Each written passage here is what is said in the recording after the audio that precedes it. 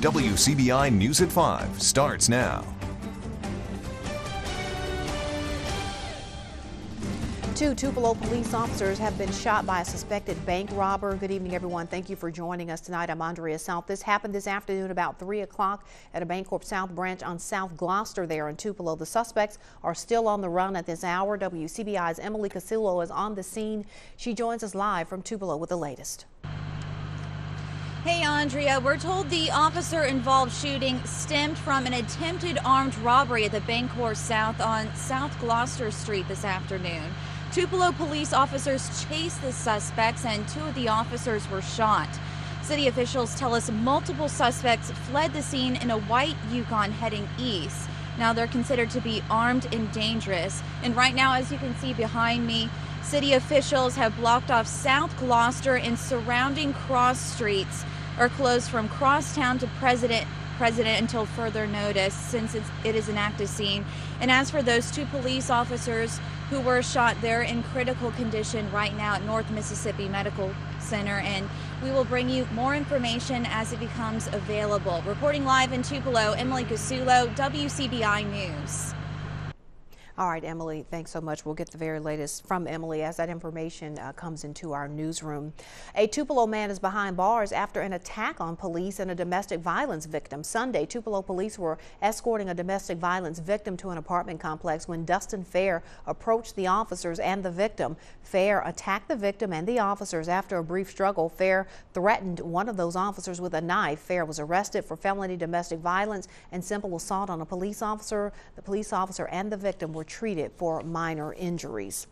Bond is denied for the 3 men accused of killing an Ole Miss graduate student. 22-year-old Stephen Wilbanks of Burnsville, North Carolina, 24-year-old Derek Boone of Laurel, and 20-year-old Joseph Lyons of Houston, Texas, are charged with capital murder. Lafayette County deputies say 25-year-old Zacharias McClendon was shot to death last Wednesday at the duplex where he lived just north of Oxford. Investigators believe robbery was the motive. The 3 suspects are being held at the Lafayette County Jail.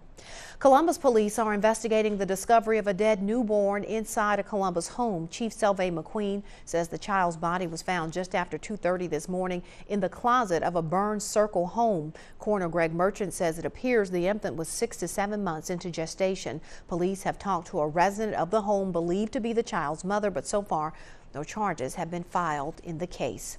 And we turn things over now to Chief Meteorologist Keith Gibson to get a first look at our forecast this evening. Keith? Andrea, cloudy and cold all day long, but those clouds have been thinning out around the region as we've gone throughout the course of the afternoon. So now we're mostly clear. Temperatures on the cool side, mid-30s to around 40 degrees. And for the most part, we're in the 30s this evening. We should bottom out in the mid-20s tonight. I'll have your Christmas Eve and Christmas Day outlook in just a few minutes. All right, Keith, thanks a lot. A 3rd person has died as a result of severe storms that swept through the state over the weekend. The unidentified woman died as a result of a car crash in Jasper County. The vehicle she was riding in with her husband struck a downed tree. Both died as a result. Another man died in Coahoma County when a tornado struck his mobile home. The National Weather Service confirms the tornadoes touched down in the state. 16 homes, 2 schools, 6 businesses, and a number of agriculture buildings were damaged or destroyed during the storm. The Obama administration is giving consumers trying to meet Monday's health care sign-up deadline some wiggle room, while at the same time urging them not to wait. Tara Mergener reports from Washington. Bracing for a surge of last-minute traffic on healthcare.gov, the Obama administration says it's programmed the website to give those still trying to enroll a 1-day grace period. The administration is still saying uninsured Americans who want coverage beginning January 1st need to sign up by midnight Monday, but they've taken steps to accept those applications until midnight Tuesday. In Washington, D.C., Larnell Mills went to one of the district's enrollment centers to get signed up before the deadline. So I found that this would be a lot easier to come and get the help, somebody to walk me through the process. The White House says the president selected a plan through the D.C. marketplace ahead of the deadline, but his sign-up was only symbolic. The president will continue to receive his health care from the military. Americans without coverage who miss this deadline will still have until March to pick a plan before they face a penalty.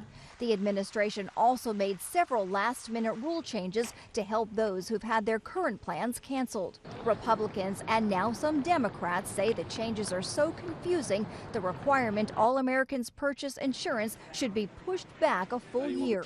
President Obama says the law won't be delayed. Tara Mergener for CBS News, the White House. A few states running their own exchanges extended their sign-up windows for coverage beginning January 1st. The White House says 1 million people so far have signed up for coverage, and the administration's goal is to have 7 million enrollees by March.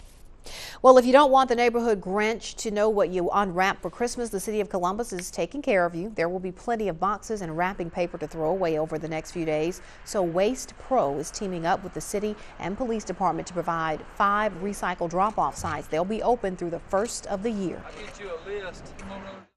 We don't want to advertise to the public what gifts you may receive. So when you get your big screen TV for Christmas, we want you to be able to have a place to go recycle the box and not just advertise to everyone what you've gotten. So, you know, it just helps with burglaries, helps also with recycling. Now here are some of the drop-off sites: the Columbus Municipal Complex, the Farmers Market, Joe Cook Elementary, the Belk Parking Lot, and Waste Pro's recycling drop site at 701 6th Street South.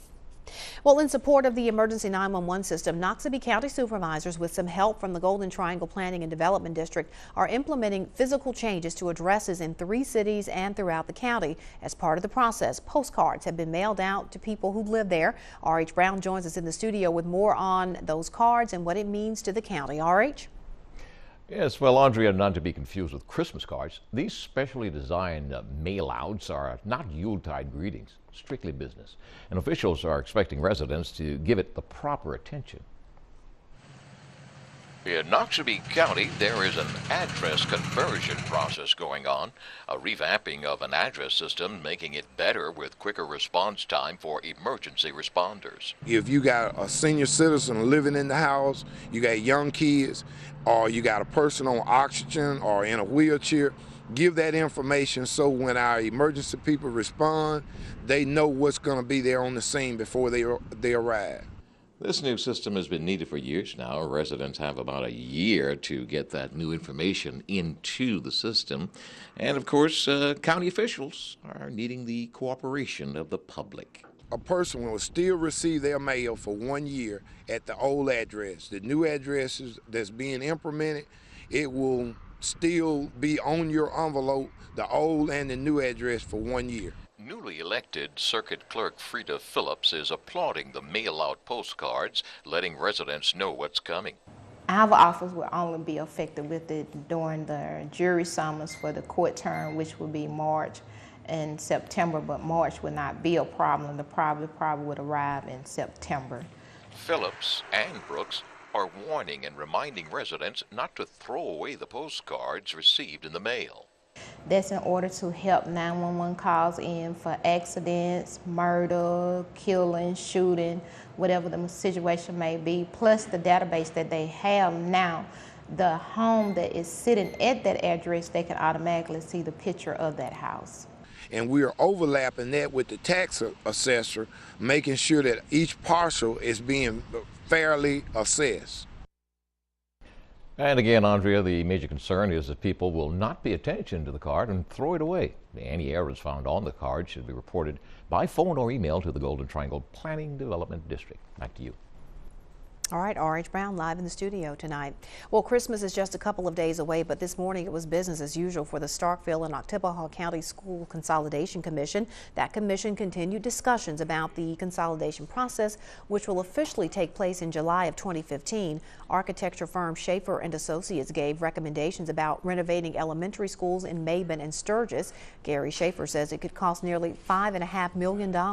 They also talked about consolidating the 2 schools, but no final decisions have been made. We're trying to identify all of the things that we need to consider in order to make a decision.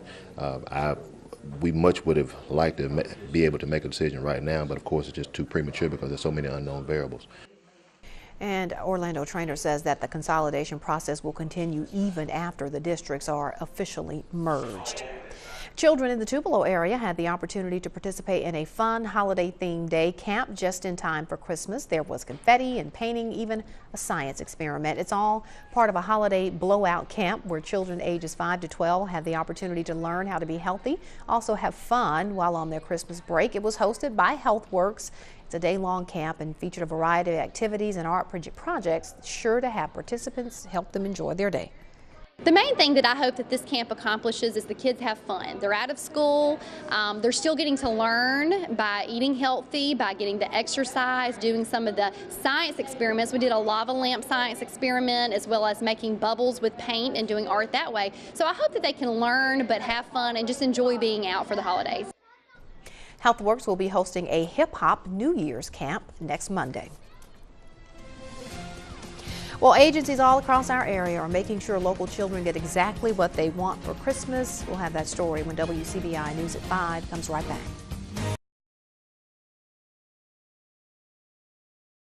All right, welcome back, everyone. There is new information concerning the 2 officers shot this afternoon in Tupelo after an attempted bank robbery. Our Emily Casulo is live on the scene with the very latest. Emily? Hey, Andrea, we do have some new information for you from earlier on in the show. City officials have confirmed to us that one of the officers who was shot has died in the hospital. The other is in critical condition still. Now, earlier, the shooting stemmed from an attempted armed robbery at the Bangor South Bank on South Gloucester Street. Now, Tupelo police officers chased the suspects, and 2 of the officers, as we said before, were shot.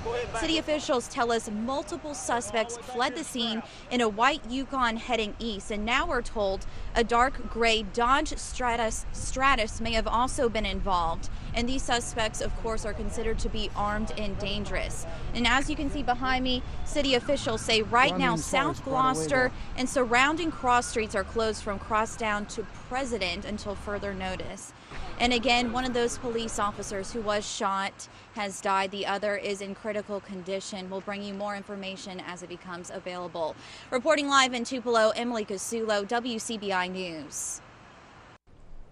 All right, Emily, thank you for that information. And of course, law enforcement urging anyone with any information on those suspects or their whereabouts to contact law enforcement immediately. And I think we do have a time for a last look, Keith. Yes, a lot of sunshine coming up for the next couple of days here, including your Christmas Eve day. Christmas Day, it's tough on Wednesday, warmer though by Saturday and Sunday. All right, we're continuing to follow the situation in Tupelo. We'll bring you the very latest coming up at 6 o'clock. We'll see you then.